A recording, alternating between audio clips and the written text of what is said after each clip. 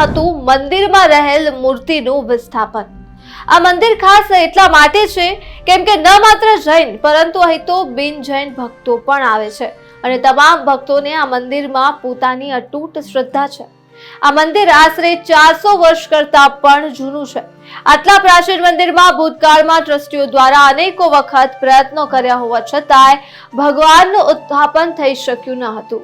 જિનાલયના અધિષ્ઠાક દેવોની અનિચ્છા અને ભક્તોની લાગણીઓના કારણે કોઈ પણ આ મૂર્તિઓને નુકસાન પહોંચાડી શક્યું ન હતું। પરંતુ 10 ફેબ્રુઆરીના રોજ જિનાલયમાં રહેલ મૂર્તિઓનું ટ્રસ્ટીઓ દ્વારા ભક્તોની જાણ બહાર રાતોરાત કોઈ પણ વિધિ કે પૂજા પાઠ કર્યા વગર કટર અને ડ્રિલ જેવા શસ્ત્રોથી ચિંતામણી પાર્શ્વનાથ ભગવાનની પવિત્ર મૂર્તિ અને અન્ય દેવતાઓની મૂર્તિઓને કાપીને વિસ્થાપન કરવાનો પ્રયાસ કરાયો હતો। જે બાદ ભક્તોએ તેમને અટકાવતા બીજા દિવસે મૂર્તિઓનું વિસ્થાપન કરવામાં આવ્યું। હવે અહીં સવાલ એ થાય છે કે આવી રીતે મૂર્તિઓ ખંડિત કરી મૂર્તિઓનું વિસ્થાપન ક્યાં કરાયું અને કેમ કરાયું તેના જવાબમાં ભક્તોએ ટ્રસ્ટીઓ પર આક્ષેપ કર્યા છે કે સિલજ વિસ્તારમાં બની રહેલ નવા બિલ્ડિંગની આસપાસ જો આ પ્રાચીન મૂર્તિઓ હશે તો ફ્લેટના ભાવ વધશે। એટલે કે ટૂંકમાં પોતાના અંગત અને આર્થિક સ્વાર્થના કારણે આ મૂર્તિઓને તેમની જગ્યાએથી કટર વડે કાપી વિસ્થાપિત કરી દેવામાં આવી હતી। જો કે આ ઘટનામાં બીજી તરફ અનેક તર્ક વિતર્ક પણ અમારી સામે આવ્યા છે કે મંદિરમાં ગંદકી થવાના કારણે અને મંદિરની આસપાસનો વિસ્તાર સાંકડો અને ગંદકી વાળો હોવાના કારણે આ પગલું ભરવામાં આવ્યું હતું। હવે આ સમગ્ર ઘટનામાં એક નવો જ ચમત્કાર જોવા મળ્યો છે। 16 માર્ચ રવિવારના રોજ રાત્રે 9 વાગ્યાની આસપાસ મંદિરમાં રહેલ અમીઝરા પાર્શ્વનાથ ભગવાનની મૂર્તિની આંખોમાંથી આંસુ નીકળતા જોવા મળ્યા હતા। એટલે કે અમીઝરા પાર્શ્વનાથ ભગવાન રડ્યા હતા।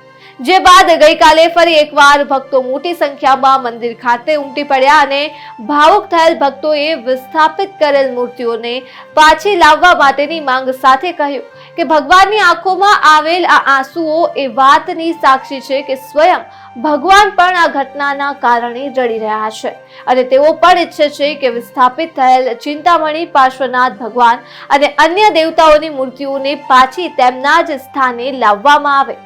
સાંભળીએ ભક્તોની વેદનાને। મનન શાહ છે। આજે અહીંયા શું કંઈક ચમત્કાર જેવું આ ચમત્કાર થયો, દાદા રડ્યા છે, દાદાના આંખમાં અમીજણા થયા, અમીજરા દાદાના આંખમાં અમીજણા થયા છે। હા, રડ્યા છે દાદા, એમનો પોતાનો સહપરિવાર છુપાવે છે કે પાછો આવો ફટાફટ। કંઈક ચમત્કાર કંઈક પાછળની જે ઘટનાઓ છે એની સાથે કંઈક લેવા દેવા જે ઉત્થાપન કરી લઈ ગયા છે એના એ પાછા આવે એના માટે દાદા રડી ગયા છે। આ જે ચમત્કાર છે ક્યારે તમે જોયું? રાતે 9:45 વાગ્યા ચમત્કાર થયો। આજનું જે આજનું હા, આજે રવિવાર તારીખ 16 આજે રવિવાર તારીખ 16/3/2025 ના રોજ ચમત્કારમાં તમે શું જોયું? પહેલા ભાવનામાં 50-60 જણ હાજર હતા। એમાં ભગવાનના મસ્તક પરથી 6 વાર ફૂટ નીચે પડ્યા છે અને પછી દાદાના અમીજણા થયા। એવું આંખમાંથી આંસુ દાદાના આવ્યા છે। તો નજર સમજ તમે ચમત્કારને જોયું? હું પહેલો જોવાવાળો અને મારી પાછળ 50 જણે જોયો છે એ ટાઈમ જે હાજર હતા। એના પછી ચમત્કાર જોયા પછી ભક્તિની અંદર તમારી અંદર કંઈક લાગણી દાદાએ ચમત્કાર બતાવ્યો, કંઈક ખુશીની લાગણી છે એવું કંઈક રડી ગયા છે બધા। આજે પદ્માવતી માતાજીનું પૂજા બનાવી હતી। એના પછી રાતે સાંજે અહીંયા ભક્તિ ભાવના રાખી હતી। ભક્તિ ભાવના બાદમાં આરતી રાખી। આરતી પછી અમીજરા દાદાના આંખમાંથી આંસુ પડવા માંડ્યા। એમાં લગભગ કમસે કમ એ વખતે 50 જણા હાજર હતા, અત્યારે 250 જણા હાજર છે। 500 થી 700 માણસ અહીંયા અત્યારે હાજર છે। રાતે 11 વાગ્યા છે તોય અત્યારે લોકો દર્શન કરવા આવે છે। દાદા અંદરથી રડતા હતા, અમે બધાએ બહુ ટ્રાય કરી પણ એ લોકો થોડી મચક નતા। પણ આજે અમીજરા દાદાનું જે કુટુંબ તૂટ્યું છે એટલે કુદરતી રડતા તો હતા જ 1 મહિના 3 દિવસ, પણ આજે રીતસર એમના આંખમાંથી પાણી આવી એટલે અમે તો રડતા હતા પણ અમીજરા પાસનાથ હવે કંટાળી ગયા કે હવે તમે જલ્દી કરો લાવો। એના માટે અમીજરા દાદા આજે ચમત્કાર બતાવ્યો અશ્રુ રૂપે એટલે અમીજરા રૂપે। એટલે હવે તો કોઈ બી હિસાબથી એમને ભગવાન અહીં જોઈએ જ છે। એટલે 400 વર્ષ એમની જોડે અમીજરા પાર્શ્વનાથ રહ્યા, બરોબર છે। હવે એમને આ બધું અવિધિસર લઈ ગયા. હવે અમે જરા પાર્થના ભગવાન એકલા પડી ગયા. એટલે આટલા દિવસથી અંતરથી રડતા હતા, પણ આજે તો અમે બધા રડતા હતા.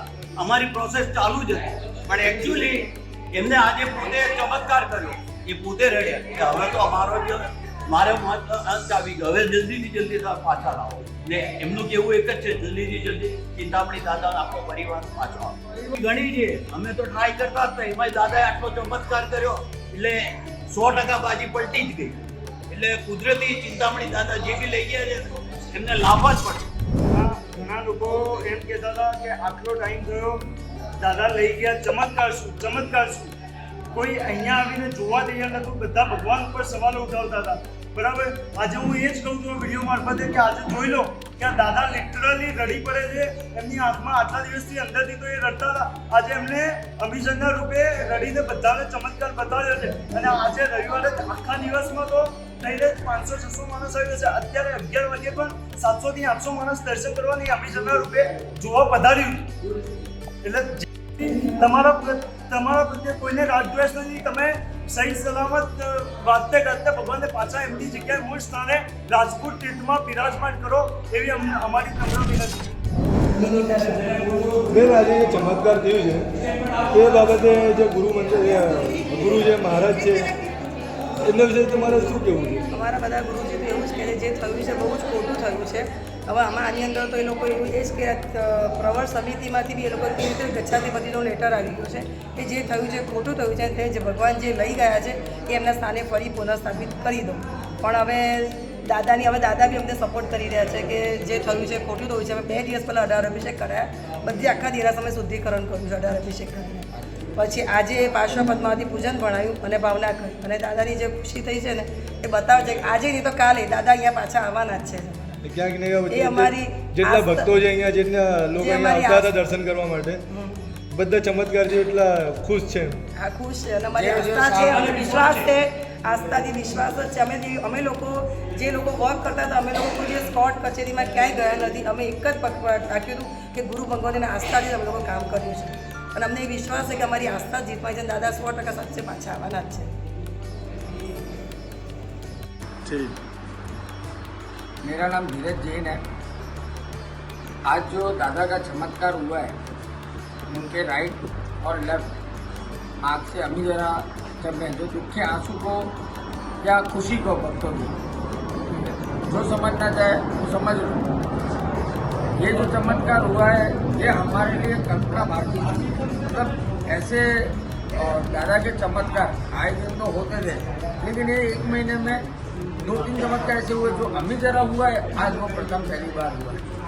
ये देखकर हमको इतनी खुशी हुई, इतने राजी हुए कि चिंतामणि पारसनाथ दादा उनके सब परिवार के साथ में तो सिलज मुकाम पे गए। उसके बाद भी यहाँ पे दादा के बोरा तो देरासर की एनर्जी वगैरह जो है आज डे 1 से जिस दिन ये घटना बनी थी, डे 1 से ना वो धीरे धीरे और भी पहले से भी ज़्यादा ऊर्जा हो गई। और 2-4 दिन के अंदर इनके 18 अभिषेक पूजन, आज पद्मावती देवी के पूजन और एवरी संडे भक्ति जो पहले होती थी, अब मतलब और भी मतलब अच्छी तरीके से और वो और भक्ति होने लगी है, जिसमें काफ़ी श्रद्धालु भक्त जुड़ रहे हैं। और आज ये जो अभी 12:30 बज रहे हैं, 12:30 बजे तक भक्त आ रहे, देख रहे, सारे श्रद्धालु आ रहे, दादा के दर्शन कर रहे थे। अभी मंगल हुआ है देरासर। मतलब ये जो हुआ है इतने दिनों में, आज ये हमने सोचा भी नहीं था कि ऐसा होगा। और इससे हमको इतनी खुशी मिली है। बस एक विनती है कि जो होना था सो हो गया, लेकिन अब राजी खुशी चिंतामणि पारसनाथ दादा के साथ में उनके जो सपरिवार भगवान है, उनको पूर्ण स्थापित वापस हो, बस ये इतनी हमारी मांग है। शासन देवी ये सब राह देख रहे हैं कि कितने जल्द हमारे चिंतामणि पारसनाथ दादा उनके सब परिवार के साथ में वापस यहाँ पे आके विराजमान हो। मैं हर गुरु भगवान ट्रस्टगण श्रावक श्राविका सबसे एक ही विनती करता हूँ, जो होना था सो हो गया, ठीक है, लेकिन अब सब साथ मिल के हम स्थापित करें और यहाँ प्रभु भक्ति करें। जो पहले होती थी वैसी की वैसी आज यहाँ पे वापस कल से शुरू हो सके। मैं तो यही चाहता हूँ कि अगर परसों का सोच रहे हो तो कल करो, बस इतनी सी मेरी मांग है।